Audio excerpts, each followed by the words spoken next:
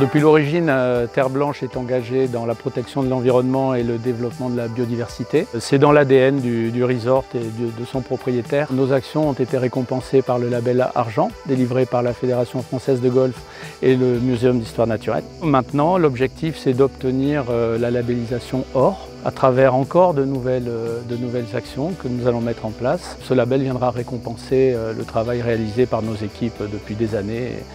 Et nous en serons très fiers si nous arrivons à l'obtenir.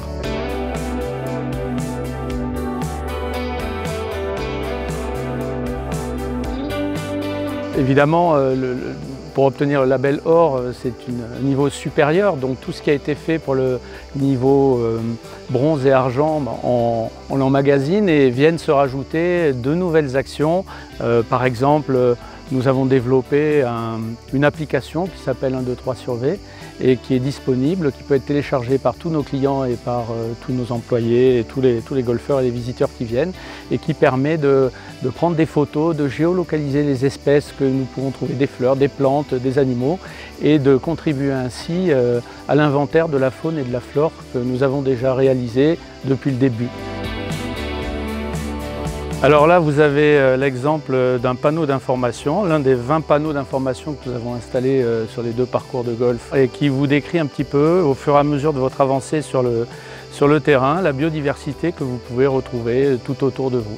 Ici, nous sommes près du château et donc nous avons un panneau d'information concernant les différentes espèces de chiroptères que nous trouvons dans les bois qui nous entourent.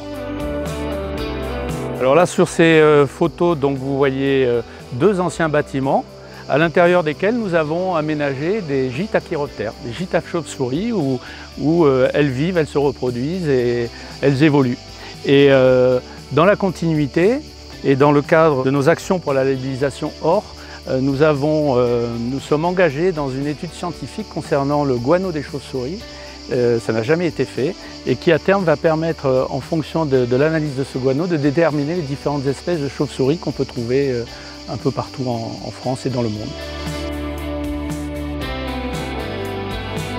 C'est pas joli ça? C'est un essai d'aménagement de berge de lac sous la forme d'un textile, un géotextile alvéolé qui est fixé sur le dessus de la berge et qui descend à l'intérieur du lac. Et à l'intérieur des alvéoles, nous avons planté des variétés de plantes aquatiques. Nous développons la biodiversité vers le lac et bien évidemment à l'intérieur de cette végétation viennent se réfugier les batraciens, les oiseaux. Ils vont pouvoir nidifier tranquillement et se reproduire. Là c'est super parce qu'on vient de voir une espèce extrêmement rare, c'est un ibis chauve. Il y en a très peu en Europe et nous en avons un qui a trouvé refuge à Terre Blanche et qui s'y trouve très bien. Là, comme vous voyez, ce sont des plantations, des jeunes plantations. Nous avons un programme pluriannuel de plantation d'espèces endémiques qui sont géolocalisées et qui sont suivies régulièrement par une association spécialisée dans la gestion des espaces boisés et qui vient vérifier régulièrement l'état de ces arbres. Donc il y en a plusieurs centaines comme ça tout au long du parcours.